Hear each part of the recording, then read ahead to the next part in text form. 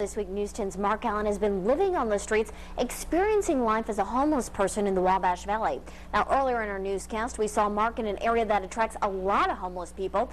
And as Chad was just saying, it's been raining pretty heavy outside all morning long. So let's find out how Mark is doing and if he's dry. Good morning, Mark. Morning, Abby. How are you doing this morning? Well, let's see. We're terribly exhausted.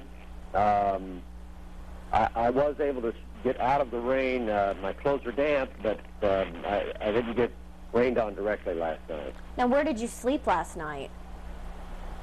Well, I won't tell you that exactly, but I can tell you that I was able to get under something that it didn't rain directly on me, and that was a help.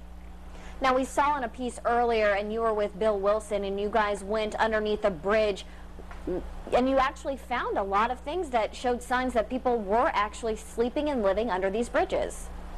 Well, they do, Abby, and I believe the reason they weren't there last night, there's been a lot of police activity of searching there along the river in recent days, and many of the chronically homeless, the street people that we were looking for last night, they have mental issues, they are wanted by authorities, they are drug addicts, alcoholics. So the first thing they're going to do is clear out of an area like that if there's police activity. Now, Mark, we had a lady from Olney, Illinois call into us this morning and said that she was homeless 3 years ago, and she wanted to ask you that, you know, while you've been on this journey, have you seen any women and children out? Because she was actually homeless for a while with her child. An excellent question. I believe I have, but I can tell you I've not spoken directly with them.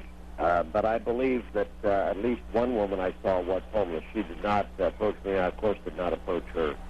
But have you seen any children?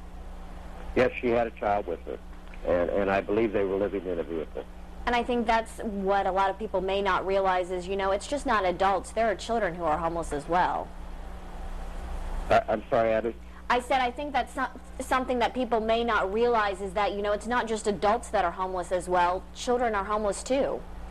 It's very distressing that there are children out there, especially with moms, living in cars mostly. And, you know, like I did last night, you do what you have to do to make it through the night. It's, you know, the politically correct answer is, well, you know, you need to be careful and take all precautions and everything. And the ugly truth is, when it was raining like it was last night at 1:30 in the morning, you're exhausted. You're much like an animal. You want just a place to get in. Now, have you been, and she also wanted to know, and I think we want to know, have you been run off of any private property yet? Have people told you, I know the first night people told you to leave, but since then, have you been asked to leave places? No, since then I've not been found. Okay, okay. Well, is there anything, what's your plan for today? Well, my biggest plan today is to get this over with and to go home at 6:30. But initially, I've got to find some food. I counted here a little bit ago. I've got $1 of the money I raised selling aluminum cans. I've got $1.06 left today to spend, and I want to get some food this morning. That's first order of business, and then make it through the day. Abby, beyond that, I don't have plans. All righty. Well, we will talk with you a little bit later in our newscast. And again, Mark, you're a brave guy. We're all very, very happy that you've done this series, and it's opened a lot of eyes, I think. Thank you, Abby. Thanks, Mark.